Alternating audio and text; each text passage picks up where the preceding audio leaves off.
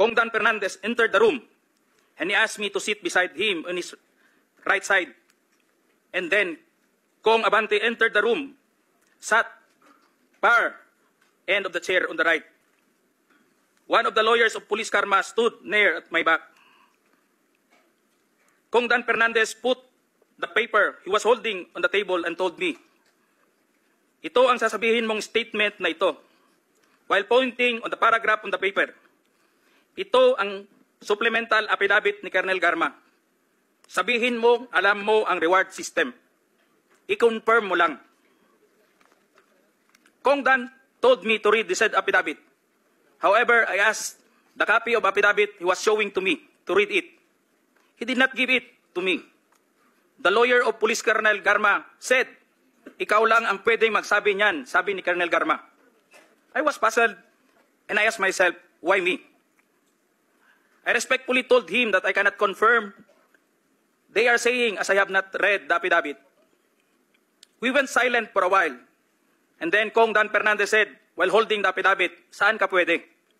"Dito, noong 1999, about DDS. Alam mo to, pulis ka na sa Davao nito."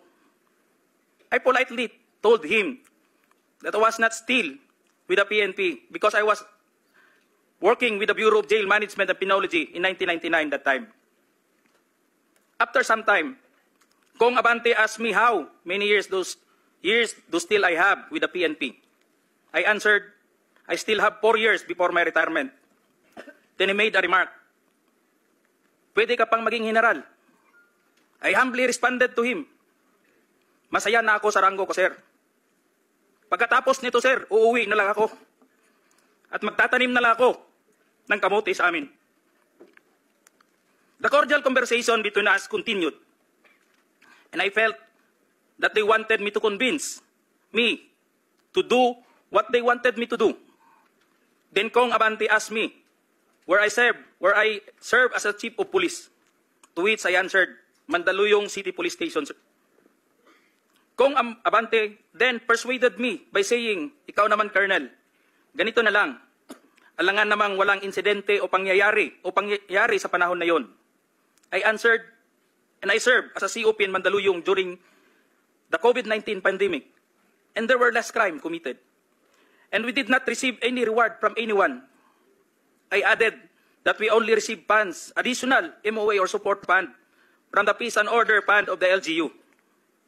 I then respectfully told Kong Dan Fernandez that anybody can debunk my statement if I confirm the testimony of Colonel Garma about the DDS in 1999, since I was not a member of PNP at the time. And I have no personal knowledge as to the reward system. Additionally, I said, the work of the policeman are noble and requires great sacrifice, even without the reward or award. It is our moral obligation and a call of duty to serve our country and people.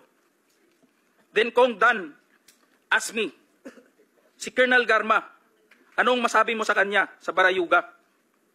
I politely told him I cannot comment on the case. When I respectfully answered him, "Sir, mahirap yan.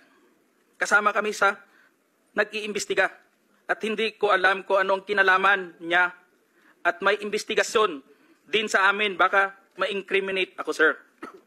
After the discussion, they did not give me a copy of the second affidavit of Police Colonel Garma.